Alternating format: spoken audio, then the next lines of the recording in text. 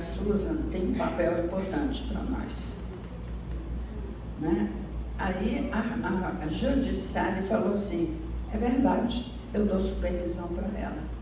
Ela tem os grupos e tem muita gente interessada no Brasil.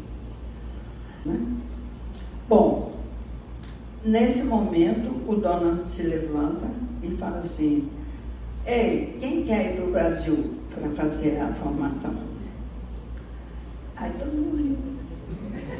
Eu perguntaria agora assim, aos professores do Passover aqui, as regionais, alguém quer ir para a África, na Uganda, fazer grupo do Passover? É mais ou menos isso. Entendeu? Aí foi aquele silêncio assim, e aí algumas pessoas falaram, uma vez por ano eu posso ir. Foi a Carolyn. E o Brian disse, de vez em quando eu também posso ir. Então, de vez em quando apareceu a Kim Rosen, falou que vinha também. Aí é bom, como apareceram os professores, eles, então a Foundation vai estudar se pode fazer essa formação.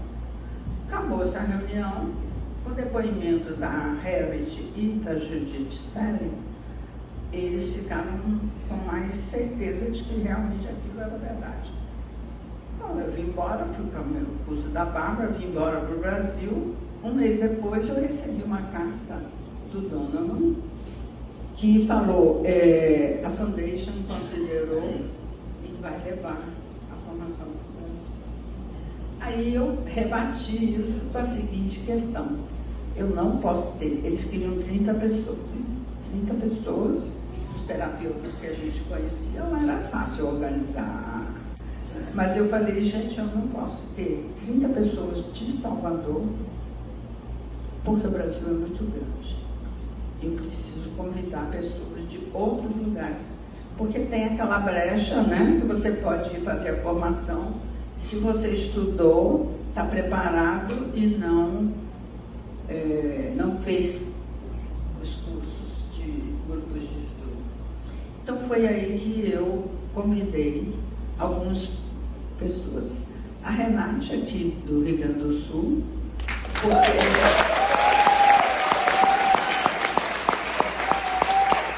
Renate falou assim, você acha que eu vou daqui para a Bahia?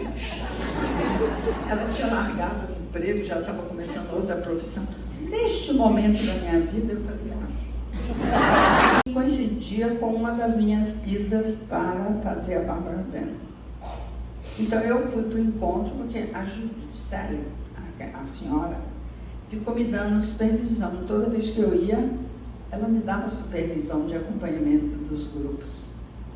Também teve uma pessoa que eu conheci, foi uma terapeuta minha, lá nos Estados Unidos, Harriet Rose. A Harriet trabalhava com golfinhos, a respiração dos golfinhos, era professora do Passover. Então, ela se apaixonou por mim, porque eu fiquei contra a transferência, porque eu não fiquei apaixonada. Ela era uma pessoa interessante, muito interessante. Aí ela vinha para o Brasil, ficava na minha casa e ia nos meus grupos, o pessoal de Salvador, todo mundo sabe quem é, e algumas pessoas que foram, ela fazia, a gente organizava idas para Fernando Noronha para nadar lá com os golfinhos, que é maravilhoso, viu? Digo que é uma experiência muito especial. Bom, mas enfim, Harriet deu uma boa cobertura. E aí, nessa conferência internacional tinha 12 pessoas, 12, eu. Aí eles perguntaram, e aí, o Brasil continua? Você levou? Eu falei, continua. Eu sou um pouco ingênua, sabe? Isso, todos os meus terapeutas já sinalizavam desde. Eu não me dou conta da ironia. Aí ele falou, e lá, vocês estão estudando? Quantas pessoas? Bom, Israel tinha 8 pessoas. A Holanda, aquele senhor importante que tem na Holanda, né? Ele era jovem naquela época. Ele disse, não, nós temos umas 50 pessoas. Nossa, era gente dessa estudando. A Itália tinha também 2 grupos. E eu fiquei assim um pouco constrangida, porque eles perguntavam, e no Brasil, quantas pessoas você tem? Eu passei assim, eu falei, nós temos 100 pessoas.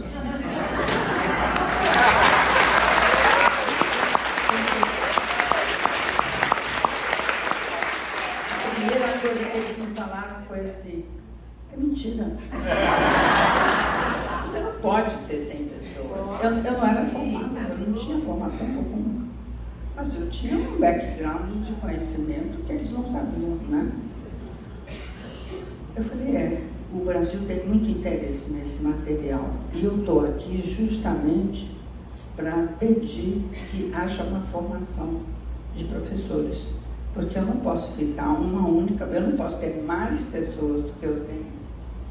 E eu não posso ser a única pessoa do Brasil que trabalha com pessoas. O Brasil tem um tamanho continental, aí alguém sabia lá e falou, é verdade.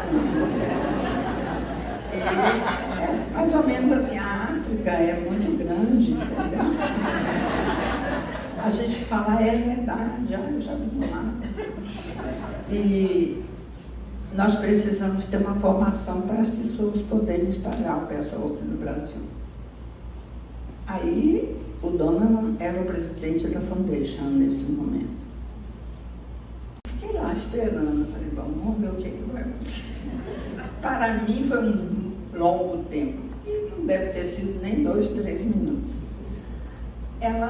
A próxima pessoa, que foi essa que nós vamos ver, Judith Garner. Já esteve aqui no Brasil várias vezes. Judith Garner estava coordenando essa reunião. Parece que ela, naquela época, era a pessoa que eles achavam que canalizava a intuição lá, da condução da região de Nova York. E ela ficou me olhando, e eu olhando para ela. De repente, ela virou-se para todos e disse, gente, é essa mulher que vai levar o pessoal para o Brasil. Eu estou recebendo essa intuição. Aí pegou lá uma fitinha que ela botava em todos os professores. Eu nunca tinha feito nada de curso, nada. Eu apenas era a mulher que limpava, cozinhava, fitinha em mim e disse, nós abençoamos, porque você vai levar o pessoal. Aí eu achei o máximo. Falei, poxa vida, eu agora vou continuar estudando. E pronto, fui embora para o Brasil. Pedi a minha secretária que começasse a organizar grupos, porque eu ia trabalhar com grupos de estudo, e tive a surpresa maravilhosa, não tinha nada em português, né? Entenderam? Então, fizemos o que podemos. Sentei com uma grande amiga minha, que depois eu vou mostrar, e é uma pessoa que nos acompanhou toda a formação inicial do pessoal no Brasil, e ela sentava comigo toda tarde de quarta-feira. A gente pegava uma palestra e tentava traduzir. E ela falava assim, nossa, essa Eva estava broca nesse dia. Tem um monte de palavras e não tem um sentido. Aí a gente falava assim, ei, oi, manda dizer o que estava aí. Enfim, a primeira tradução das palestras teve esse modelo. Mais tarde, obviamente, foi mostrado para nós assim, foi muito ruim essas traduções. Não, foram péssimas. Mas foi o que a gente tinha.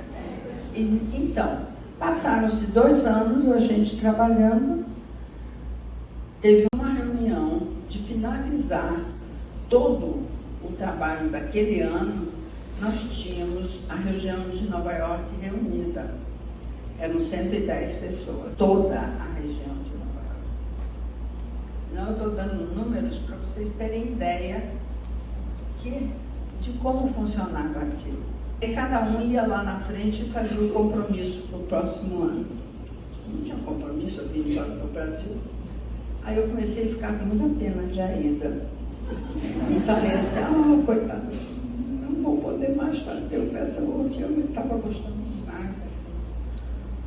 E aí, sentada lá, ouvindo todo mundo ir lá, de repente, a minha intuição funcionou assim, não pode ficar, leve para lá. É isso.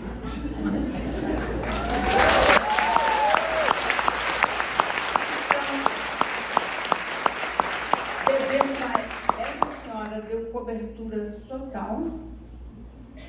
Eu levantei no meio de 110, mais a foundation lá sentada, e falei assim, o meu compromisso para o próximo ano, não é revezadíssimo em inglês, é levar o Password para o Brasil. Silêncio mortal. E eu lá em pé, falei, bom, falei alguma bobagem que não tem tamanho. Você não conhece a cultura, tem coisas que você faz que não tem nada a ver com a cultura. Eu falei, bom, eu vim do Brasil e vim fazer o curso da Bárbara Brenner, lá. Aí ela falou assim, você é do Brasil? Nossa, o Brasil é um país muito interessante. Eu falei, eu também acho. Apesar de tudo, né? Aí ela começou a conversar comigo e falou assim, você tem interesse do trabalho? Eu disse, tenho muito interesse, eu trabalho com isso e eu gostaria muito de ir até Fenícia e tudo. Ela, pronto, ela me adotou naquele momento, me levou para Fenícia, providenciou a minha estadia em Fenícia, onde eu passei 6 meses trocando serviço por hospedagem, coisa que fundamentalmente me ajudou profundamente, né? E fui fazendo os grupos que tinham lá de estudos do Password. Então, eu fiquei, o primeiro ano da Bárbara Brennan, eu fiquei nos Estados Unidos com tudo que eu tinha podido juntar para ficar e fiquei uma grande parte em Fenícia. Muito incógnita, não falava para ninguém o que eu fazia aqui no Brasil. Então, eu não sou uma mulher que tem estampa, né? Não tenho cara de inteligente, posso mimetizar uma senhora, né?